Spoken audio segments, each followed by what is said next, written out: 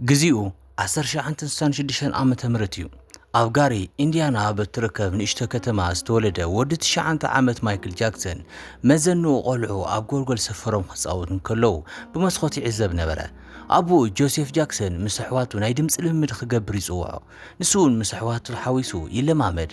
ሓሓሊፉ እንተተጋጊኳ ኣቡኡ ኣትኩርኡ ብግቡእ ኣኪቡ ብትኽክል ክዝምር ይግስጾ ነበረ። ልምምዶም እውን ይዛዝሙ። ጸኒሑ ኣብ ሓደ ምሸት ድራር እንዳተመገቡ ከለዉ ጆሴፍ ሕጂ ኣብ መድረኽ ንምቕራብ ድልዋት ከም ዝኾኑን ምስ ኣካየድቲ ስራሕ ብምዝራብ ኣብ ሰሙን ክልተ ምሸት ክሰርሑ ምዃኖም ይነግሮም። እዚ ዘረባ ንደቁ እኳ እንተሐጎሶም ኣዲኦም ካትሪን ግን ገና ቆልዑ ስለ ዝኾኑ ምስ ትምህርቶም ከይጋጮ ዘለዋ ስጋት ትገልጽ። ጆሴፍ ግን ኣብዚ ህይወት ዘለዎ ምርጫ ወይ ተዓዊትካ ወይ ድማ ተሰዓሪ ምዃን ጥራሕ ምዃኑ ብምዝኽኻር ጸለምትን ድኻታትን ስለ ዝኾኑ ዋላ ሓደ ነገር ብውህብቶ ከም ዘይረኽቡን ነዚ ድማ ክቃለሱ ከም ዘለዎምን የረድኦም። ኣብ መወዳእታ ልምምድ ይጅምሩ እሞ ጃክሰን 5 ብዝብል ስም ባንድ ቀዳማይ ስርሖም የቕርቡ። ማይክል መሪሕ ተራ ዝወሰደ ኮይኑ ነቲ ክለብ ብሳዕስዒት ከድምቕዎን ከለዉ ጆሴፍ ድማ ድሕሪ መድረኽ ኮይኑ በቓልቦ ይከታተሎም ነበረ።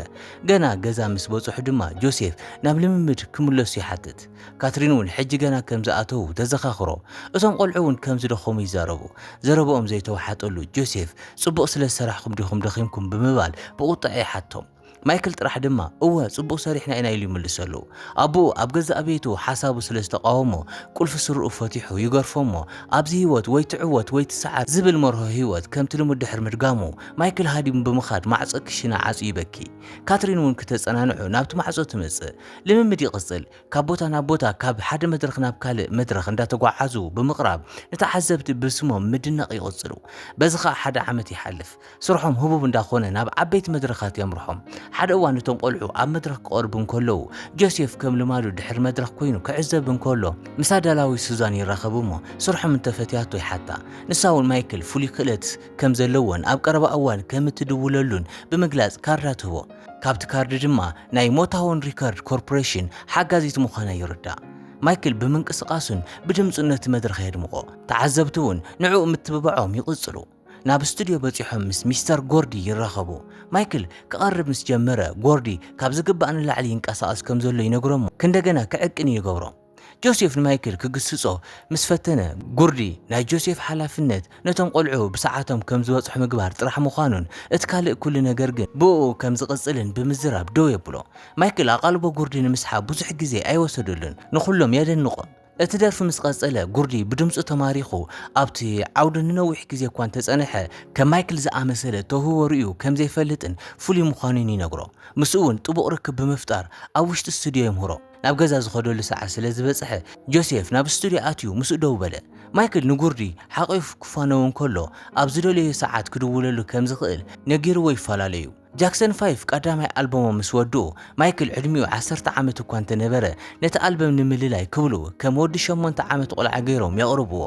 ኣልበማቶም ብጽቡቕ ኩነታት ስለ ዝተሸጠ ብዙሓት ጋዜጣታትን ሚድያታትን ቃለ መሕተት ንምግባር ይደፋፉ ነበሩ። ነዊሕ ከይጸንሐ እቲ ኣልበም ኣብ ሆት 100 ወይ ድማ ኣብ ተፈተውቲ 100 ሰሌዳ ቀዳማይ ደረጃ ይሕዝ። ድሕሪ 2 ዓመት ድማ እታ ስድራ ቤት ኣብ ካሊፎርኒያ ኣብ ዝርከብ ዓብይ ገዛ ምንባር ትጅምር። ማይክል ኣብ ክፍሉ ነበረ። ሓው ድማ ጆሴፍ ከም ዝደልዮ ዘሎ ነጊርዎ ናብ ታሕቲ ምስ ወረደ ጆሴፍ ብዙሕ ግዜ ምስኡ ዝጸንሕ ቢል ዝበሃል ሓድሽ ሓላዊኡ የላልዮ። ጸኒሑ ድማ ማይክል ላማ ዝበሃል እንስሳ ናብ ገዛ ምጽኡ ክዕቢ ከም ዝደሊ ንኣዲኡ ምስ ነገራ ንሳ እውን ዘዕብዮ እንጭዋ ከም ዘለዎ እኳ እንተዘኻኸረቶ ማይክል ግን ብዛዕባ ጽቡቕ ባህርያት ናይቲ ላማ እንዳገለጸ ላማ ንምምጻእ ኣትሪሩ ይዛረብ። ንሳ እውን ኣብ ዕድሚኡ ዝርከቡ መሓዙት ከጥሪ እንተዝፍትን ከም ዝሕሾ እኳ እንተረድአቶ ንሱ ግን ከምቶም ካልኦት ቆልዑ ክኸውን ከም ዘይኽእልን ኩሉ ሰብ ከም ውሩይ ቆልዓ ጥራሕ ከም ዝርእዮን እቶም እንስሳት ግን ከም ዝኾነ ቆልዓ ቆፂሮም ከም ዝፃወትዎ ብምግላጽ ምኽንያቱ የርዳእ። ንሳ እውን ካብ ዝተወለደላ መዓልቲ ትሒዙ ፍሉይ ከም ዝኾነን ዋላ ሓደ ሰብ ብርሃን ክወስደሉ ክፈቅድ ከም ዘይብሉን ኩሉ ግዜ ከስተማቕሮ ከም ዘለዎን መኸረቶ። 7 ዓመታት ይሓልፍ። ሕጂ ማይክል ናይ ገዛ ርእሱ ኣልበም ክሰርሕ ይደሊ ኣሎ።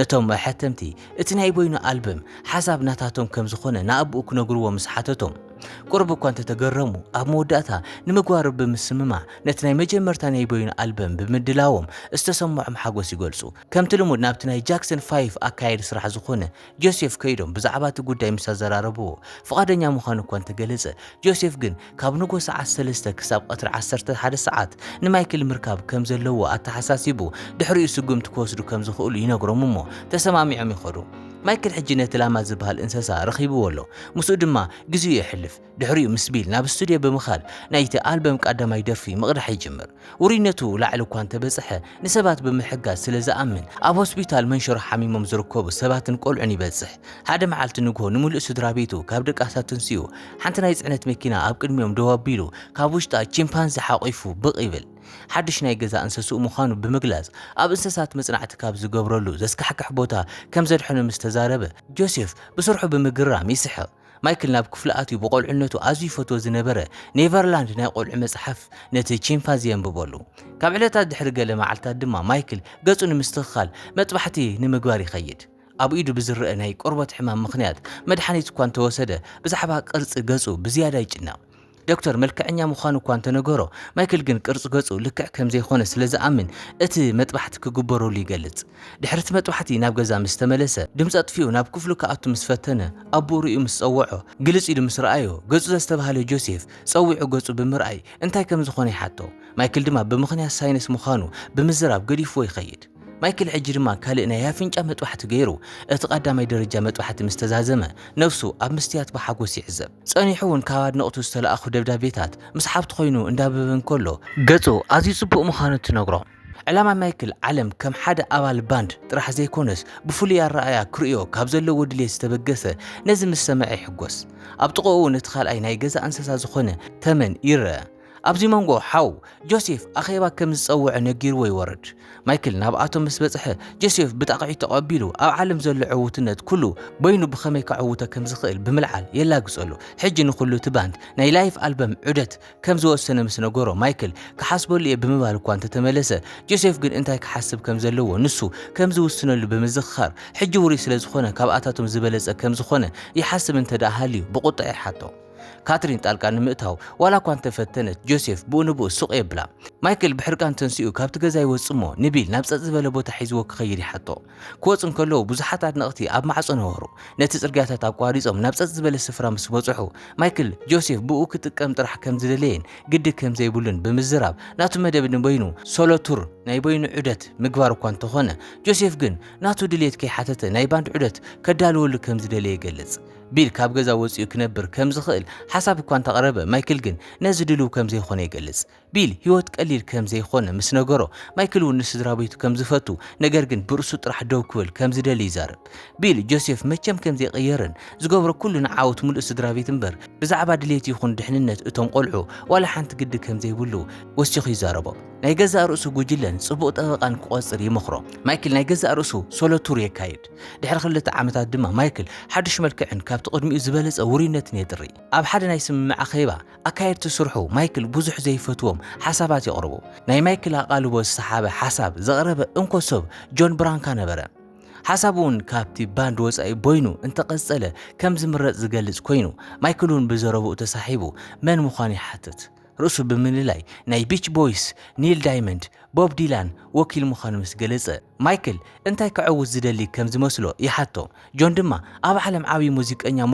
مخان يملسلو مايكلون ابز حلمو كحغ زي خل ديلي حطو جون دما هو بمبال بمولو لبو يملسلو مايكلون بخمه يلو بمدنا مسحتتو جون كومو زبله كال مانم كم زيلن امزاون كم زيهلون ينغرو مايكل نتوم كالوتي سنابتمو بينهم مسخونو دحريو قداماي سرح زخونه نابو كاب اكايد سرحنت ويدما ماناجرنت بزقلطف مبرار نبره جوزيف اب غزان كله حدا تليجرام يبصحو كاب ناي مايكل ماناجرنت زسنابتو ناي حدا حرك دبدابي دحر منبابو بسنباده دريقو يترف بو نبو ناب كاترين كيدو نت دبدابي ريا ገጽ ንገጽ ደው ኢሉ ክነግሮ ብዘይምኽኣሉ ክቕጻዕ ከም ዘለዎ ብምዝራብ ምስ ጨደረ ካትሪን ግን ዋላ ሓንቲ ክገብር ከም ዘይብሉን ማይክል ንርእሱ ክውስን ዝኽእል ዓብይ ሰብ ምዃኑ ምስ ረድአቶ ናይ ጆሴፍ ቁጥዐ ብዝያዳ ይብርትዕ። ካትሪን ዝረኸቦ ኩሉ ነገር ብማይክል ምክንያት ስለ ዝኾነ ነቲ ውሉዱ ካመስግኖ ከም ዘለዎ እኳ እንተነገረቶ ጆሴፍ ግን ንኹሎም ካብ ንእሽቶ ከተማ ምፅኡ ኣብዚ ዘብፅሖም ንሱ ምዃኑ ብትዕቢት ምስ ተዛረበ ካትሪን ብድርቁንኡ ተማሪራ ገዲፋቶ ትወፅእ። ቢልን ማይክልን ናብ ድንኳን ኣትዮም እንዳዓደጉ ከለዉ ሓንቲ መንእሰይ ኣደ ንማይክል ብምርኣይ ተደናጊፃ ንውልዳ ክፍርመሉ ተሓቶ። ነዊሕ ከይጸንሐ ብዙሓት ሰባት ፊርምኡ ንምርካብ ኣብ ዙርዩ ይእከቡ። ንሱ እውን ብሓጎስ ንኹሎም ይፍርመሎም። ከም ቀዳማይ ምስ ኣሕዋቱ ክጻወት ድሌት ሓዲርዎ ናብ ገዛ እንተመጸ እኳ ንሳቶም ብዘይ ምስምዕምዖም ናብ ክፍሊ ኣትዩ ምስቲ ቺምፓንዚ ይጻወት። ኣይስክሬም ካምጽአሉ ናብ ታሕቲ ምስ ወረደ ደብዳቤ ሒዙ ምስ ዝቆመ ጆሴፍ ይገጣጥ። ጆሴፍ ማይክል ከምብቦ እኳ እንተሓተቶ ማይክል ግን ብስቕታ ይወሓጥ። ጆሴፍ ድማ ብዛዕባ ስድራ ቤታውነት ከምሮ ዝግባእ ብዙሕ ነገር ከም ዘሎ ነጊርዎ ይኸይድ። ማይክል ሕሙማት ካንሰር ንምሕታት ናብ ሆስፒታላት ምብጻሕ እውን ይቕጽል። ጸኒሑ ቃለ ምሕተት ምግባር ከም ዘይደሊ ገሊጹ ናይ ኩሉ ግዜ ዕዙ ዝኾነ ዑደትን ሓፂር ፊልም ናይ ምስራሕ ሕልሙን ንጆን ይገልጸሉ። ጆን ግን ጽቡቕ ሓሳብ ከም ዘይኾነ እኳ እንተነገሮ ማይክል ግን ኣብ መርገጹ ይጸንዕ። ጆን ድማ ሕጂ ነቲ ሓድሽ ዑደቱ ቅድመ ቅዳሕ ምድላው ከቐድም መኺርዎ ማይክል ሓደስቲ ናይ ደርፊ ሓሳባት ብምፍልፋል ኣብኣቶም ምስራሕ ይጅምር። በቲ ኣብ ልዕሊ ጸለምቲ ህዝብታት ዝበጽሕ መጥቃዕቲ ብቴሌቪዥን ምስ ረኣየ በቲ ጉዳይ ተተንኪዩ ኣብ ዙርያ ክሰርሕ ከም ዘለዎ ብምግንዛብ ብምሉእ ዓቕሙ ናብ ስራሕ ይኣቱ። ናብቲ ስውር ናይ ሂፓፕ ማሕበረሰብ ንምምራሕ ወሲኑ ጉዕዞ ምስ ጀመረ ቢል ግን ሓደገኛ ክኸውን ከም ዝኽእል ገሊጹ ክህድኦ እንተፈተነ ማይክል ጽቡቕ መደብ ከም ዘለዎ ይነግሮ። ናብቲ ቦታ እውን ይበጽሑ። ሳዕስዒቶም ከርእይዎን ከለዉ ብምንቅስቓሶምን ብሪትሞምን ይምሰጥ። ካብኣቶም ሓዲኦም ክታም ምስ ሓተቶ ድማ ማይክል ንዕኡ ንምርካብ ፍቓደኛ ብምዃኑ ኣመስጊኑ ሙዚቃን ሳዕስዒትን ኩላትና እንካፈሉ ናይ ሓባር ሃብቲ እዩ፣ ሙዚቃ ናይ ዓለም ቋንቋ ስለ ዝኾነ ንዓለም ክትልውጥዋ ትኽእሉ ኢኹም ብምባል ብቕልጣፍን ብህድኣትን ዝስራሕ ሳዕስዒት የምህሮም። ኩሎም ርእሶም ኣብቲ ናይ ሳዕስዒት ስምዒት እትዮም ይረኽብዎ። ማይክል እውን ንኹሎም ኣብ ሓንቲ ሓጻር ፊልም ክሳተፉ ከም ዝደሊ ይነግሮም። ልምምድ ንመዓልታት ይካየድ። ማይክል እውን ደርፍታቱ ምስራሕን ኣብ መንጎ ፊልም ምቕራጽን ይቕጽል። ካብ ሓደ ልቢ ዘንጠልጥል ናይ ፊልም ሓሳብ ብምብጋስ እታ ፊልም እንታይ ክትመስል ከም እትኽእል መበገስ ይገብር። ትሪለር ኢሊሲማ እቶም ሳዕስዕቲ እውን ተመሳሳሊ ክዳን ክኽደኑ ብምግባር ንሱ ፍሉይ ዝኾነ ናይ ጭራቅ መልክዕ ብሜክኣፕ ተላቢሱ ቢልጂን ትሪለር የቕርቡ።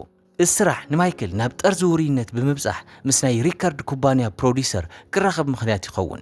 ማይክል ብተቐባልነት እታ ፊልም ሕጉስ እኳ እንተነበረ ተወሳኺ ነገር ክገብር ይደሊ። ጆን እተን ቪድዮታት ኣብ ኤምቲቪ ክቐርባ ከም ዘለዎ ነቲ ፕሮዲሰር እኳ እንተሓተቶ እቲ ፕሮዲሰር ግን ዘይከኣል ነገር ምዃኑ ብእንቡ ይገለጽ።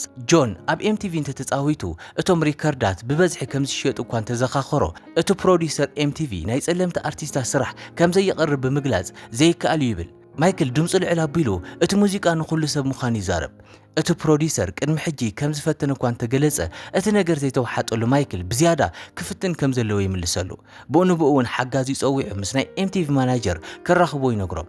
ቴሌፎን ይራኸብ ነቲ ደርፊ ኣብ ኣየር ከውፅዎ ይነግሮም። ከምቲ ልሙድ ብእንብኡ እቲ ሕቶ ተቐባልነት እኳ እንተሰኣነ እቲ ፕሮዲሰር ነቲ ቪድዮ ኣብ ውሽጢ 10 ደቂቕ እንተዘይፃዊቶሞ ንብሩስ ስፕሪንግስቲን፣ ቢል ጆል፣ ቦብ ዲላንን ካልኦትን ዘጠቓልሉ ኣርቲስታት ብምሎም ካብ ኮንትራቶም ከም ዘልዕሎም ብምፍራሕ ስልኪ ይዓጽዎ።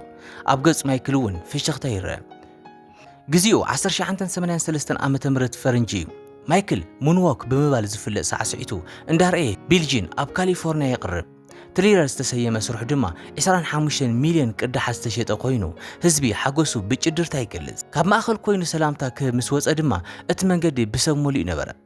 ኣቦኡ ብኸመይ ናይ ገንዘብ መፍረይ ማሽን ጥራሕ ከም ዝኾነ ብላግዚ እንዳይጨደረ ብቕ እንተበለውን እቲ ካልኣይ ስድራ ቤቱ ግን እንኳዕ ሓጎሰካ ይብልዎ። ጸኒሑ ጆሴፍ ምስ ዶን ዝተባሃለ ናይ ቀደም ፕሮዲሰር መሓዝኡ ምስ ተራኸበ ምምላስ ጃክሰን ከብስትር ከም ዝደሊ ይነግሮም። ዶን ማይክል ክህሉ ድዩ ኢሉ ምስ ሓተቶ ጆሴፉን እንዳተወላወለ እዎ ብምባል ዓለም ለኻዊ ናይ ሙዚቃ ምርኢት ከርእዩ ሓሳብ ይቐርብ። ናይ ዓወት ዑደት ከም ዝበሃልን ከም ሮልስ ሮይስ ካብ ዝኣመሰሉ ዓበይቲ ኩባንያታት ስፖንሰርሺፕ ምርካብ ከም ዘለዎም ብምሕባር ጽቡቕ ፕሮሞተር ምዃኑ ልዕሊ ይንዶ። ዶን ጽቡቕ ሓሳቢ ብምባል ፔፕሲ ኣብ ዕዳጋ ንቕድሚት ናይ ምምራሽ መደብ ስለ ዘለዎ ጽቡቕ መዋዓውዒ ከም ዝደሊ ማይክል እውን ኣዝዩ ዝበለጸ ሓድሽ ገጽታኦም ክኸውን ከም ዝኽእል ይገልጽ። ነገር ግን ማይክል ዘየምጽእ እንተኾይኑ ከም ዘይከውን ይነግሮ። ምሸት ማይክል ናብ መደቀሲ ክፍሊ ምስ ኣምርሐ ናብኡ ኣብቲ ክፍሊ ብምርኣዩ ይስንብድ። ካብ ንእሽቶ ከተማ ዝመጸ ሓደ ድኻ ቆልዓ ኣብ ታሪኽ ዓለም ብበዝሒ ዝተሸጠ ኣልበም ክሰርሕ ኢሉ መን ሓሰበ ግሩም እዩ ብምባል ማይክል ኣብ ጥቑ ክቕመጥ ይሓቶ። ማይክል ግን መስተ ወቂዑካ ኣሎ ብምባል ዕሽሽ ይብሎ። ካብኡ ጆሴፍ ምስ ኣሕዋቱ ናይ ባንድ ዑደት ክኸይድ ከም ዘለዎ ይነግሮም። ማይክል ግን ደጊም ቆልዓ ከም ዘይኮነን ናይ ገዛ ርእሱ ህይወት ክነብር ከም ዝደልን ምስ ነገሮ ጆሴፍ ብዘይ ስድራ ቤትካ ኣብዚ ደረጃ ኣይንበፃሕኻን ነርካ ብምባል ናብ ማይክል ቀሪቡ ንዶን ነቲ ዑደት ከም ዝገብርዎ ደው ኢሉ ከም ዝነገሮ ነጊርዎ ይወፅእ። እቲ ዑደት ይካየድ። ኣብ ሓደ ልምድ እዋን ብዘጋጠመ ሓደጋ ፀጉሪ ርእሲ ማይክል ብሓዊ ይተሓዝ። ኩሉ ሰብ ተረባሪቡ የጥፍኦ እሞ ብኡንብኡ ናብ ሆስፒታል ይውሰድ። ሙሉእ ስድራ ቤት ኣብ ማዕፀቲ ሆስፒታል ደው ኢሉ ብድንጋፅ እንዳተፀበየ እንከሎ ዶክተር ይወፅእ እሞ ኩነታቱ እንዳመሓየሸ ከም ዘሎን ትርግታ ልቡ ልዕል ንምግባር እንዳፈተነ እኳ እንተኾነ ማይክል ኣብ ልዑል ቃንዛ ከም ዘሎ ብምግላፅ ናይ ሳልሳይ ደረጃ ቃፀሎን ሓያሎ ዝተጎድኡ ነርፍታት ከም ዘለዎን የርድኦም። በቲ ክብደት ናይቲ ጉዳይ ዘይተተንከፈ ጆሴፍ ዳግማይ ኣብ መድረክ ክቐርብ ይኽእል ዶ ይኸውን ብምባል ይሓትት። ካትሪኑ ብስምባለት ጥሙቶ ዶክተር እቲ ውልድ ንሙማት ቀሪቡ ከም ዝነበረን ሕጂ ዘድልዮ ደገፍ ስድራ ቤቱ ምዃኑ ብምሕሳብ ናብ ማይክል ተመሊሱ ርእሱ እንዳሓወ ብምዃኑ ተወሳኺ መጥባሕታት ከም ዘድልዮን ይገልጽ። ማይክል እውን ዊግ ምልባስ የድልዮ እንተኾይኑ ምስ ሓተተ ዶክተር እውን መጀመርታ ካብቲ መጥሓቲ ክሓው ከም ዘለዎ ብምዝራብ ይምልሰሉ። ምሸት ቢል ንማይክል ምግቢ ሒዙሉ መፅኡ ከዘራርቦ እኳ እንተፈተነ ኣይተዓወተን። ካትሪን ንማይክል ይቅርታ ክትሓቶ እንተፈተነት እውን ማይክል ግን ምዝራብ ከም ዘይደልን ጆሴፍ ዝደልዮ ከም ዝገበረን መቸም ከም ዘየቋርፅን ብምዝራብ ይምልሰላ። ንፅባሒቱ ጆን ክሓቶ ምስ መፀ ማይክል ብቃፀሎ ክፉእ ጉድኣት ምስ በፅሖ ካልእ ሕሙም ክዕልል ይርኢ። ምስ ጆን ምስ ወፀ ኣብኡ ዘለዉ ናይ ቃፀሎ ሕሙማን ኩሎም ንልቡ ብኸመይ ከም ዝተንከፍዎ ብምግላፅ እቲ ዝቕፅል ክፍሊት ብምሉእ ኣብኡ ንዝርከብ ክፍሊ ሕክምና ቃፀሎ ብውህቶ ክወሃብ ከም ዝደሊ ይነግሮም። ናብ ገዛ ምስ ተመለሱ ጆሴፍ ብዘይ ማይክል እቲ ዑደት ክካየድ ከም ዘይኽእልን ኣዝዩ ብዙሕ ገንዘብ ክስእኑ ምዃኖምን ብጓሂ ተመሊኡ ንካትሪን ይነግራ። ካትሪን ግን እቲ ውልድና ገና ካብ ክፍሊ ጽኑዕ ሕሙማን ከም ዝወፀ ብምዝኽኻር መጀመርታ እውን ናብቲ ዑደት ክኸይድ ከም ዘይደለየን ማይክል ናይ ገዛ ርእሱ መንገዲ ስዒቡ ክኸይድ ከም ዘለዎን ክግንዘብ ከም ዝግባእ ዝነበረ ብምዝራብ ሓሓሊፉ እውን ጣልቃ ካብ ምእታው ክቁጠብ ከም ዘለዎ እንተዘይኮይኑ ግን ንውልዱ ከም ዝስእኑ ትነግሮ።